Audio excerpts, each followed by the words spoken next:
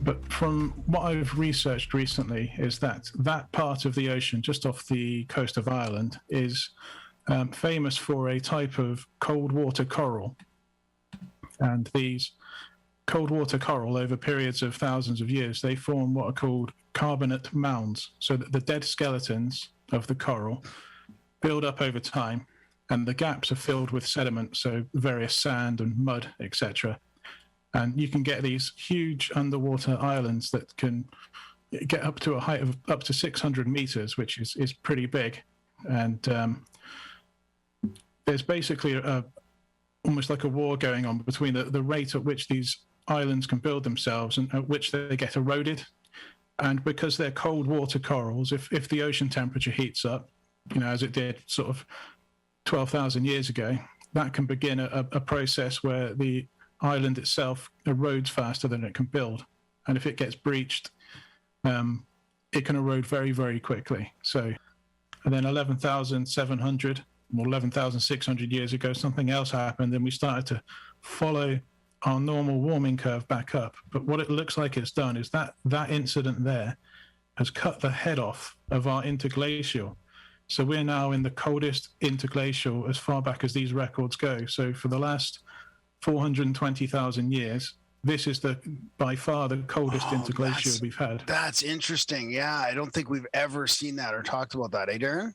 Yeah, that is interesting, and that actually would give me a little bit of hope, I think, that it would give the ability to maybe fucking hold it a little bit longer, because when I look at that chart, I think what's happening is at the peaks of those, you're getting full glacier melt.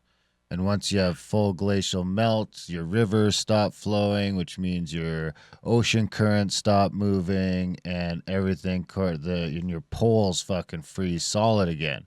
So hopefully with us kind of hanging out there, we can ride this motherfucker out for another 10,000 years. Well, exactly. You've nailed it on the head there, because that's exactly what's happening is these warming cycles, it warms up so quickly that when the glaciers melt and you get dilution of the ocean currents, you're shutting down natural weather systems. And that's why it only lasts for such a short period of time, because things like the Gulf Stream shut down, certain air currents shut down. And then what happens is all of the heat then is retained at the equator and the poles cool down. So that's exactly what's happened. Just markers on here just to sort of put it into perspective. So that black line, which is very thin, represents the width of that line represents the Younger Dryas. So that's the period of 12,800 years ago to 11,600 years ago. And that event was so significant that it caused a new geological epoch. So we're now in the Holocene, and the previous geological epoch lasted for 2.5 million years. So that tells you that something very significant happened. This is what really, I think any talk on Atlantis or any cultures or civilization starting at the end of the Ice Age, this is what really needs to be at the beginning, just to put it all in perspective. But basically, Giza is 1,080 kilometers from Gobekli Tepe. I'm suggesting that they are placed there for a reason, because if you follow a rhumb line, so rhumb is RHUMB, and a rhumb line is just a line of fixed azimuth or fixed bearing. So you're following a course that's perfectly west from here and from here. And if you leave the continent and go into the Atlantic Ocean, the first islands you come across would be the Great Meteor Seabank, which is now completely submerged. But the highest part of that would have been exposed right at the end of the Ice Age, at the start of the Holocene. So if Atlantis was destroyed, and they wanted to mark out their civilization, that island there, the Great Meteor Seabank, some of it would have just been about above water. And the reason that's significant is because it would have been the southernmost point of that region here. Gobekli Tepe, it's a similar story. The latitude, you follow the rhumb line west, and you get, you hit the easternmost island, which is the very tip of that is still just above water today. But it's mostly submerged, so it's just a few rocks that you can see now. But that would have been a 6-kilometer long island at one point, at the start of the Holocene. The other significant feature of this triangle is if you add up the length of all three sides, if we use my same logic of if they're trying to communicate to us in degrees, so that everyone's going to understand, well, any advanced civilization is going to know how big the world is. One of the significant factors that can be communicated is that every advanced civilization is going to be aware of the tilt angle of the Earth. So we're at present day 23.44. Earth's axial tilt, it ranges between 22.1, 24.5. That's over the 41,000 year cycle, the average of which is 23.3 degrees.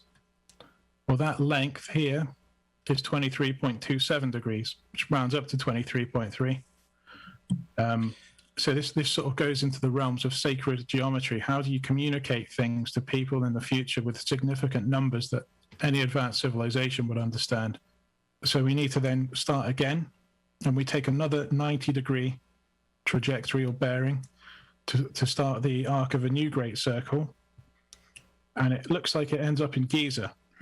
And if I zoom in on that, that's where it ends up. It's only 380 meters north of the Great Pyramid. So I don't think that's a coincidence. I think that's why it's been built there. This is the Richat structure in comparison to what I believe to be the lost city of Atlantis here. These dimensions tally exactly to Plato's descriptions. What the problem with the Richat structure is it seems to be about 4 times too big. So that wouldn't be 27 stadia in diameter. It's more like 108. So it's way too big. So it makes me wonder if Plato or Solon or even the Egyptians have tried to piece together a story based on fragments of texts, and some of the details have been mixed up. Because there's one detail in particular where there's only one detail where the Richat structure or the location around it trumps the Azores, and that's the location of the plain of the lost city. So it's called the Tenamar crater, and it's only a little over 200 kilometers away from the Richat structure. And the reason it's so fascinating is the date. So it's dated at 21,400 BC, or sorry, 21,400 before present, and but there's a margin of error of 9,700 years. So it could have been 9,700 years before that. 21,400 is interesting because that's pretty much when the last glacial maximum came to an end.